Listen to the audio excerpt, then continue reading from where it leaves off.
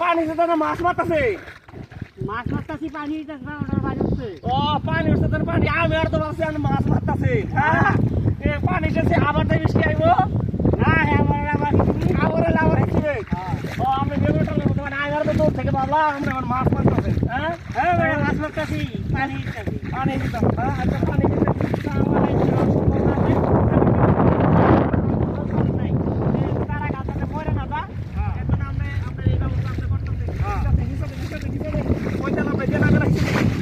দেন দেখি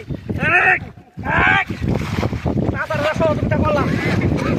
হ্যাঁ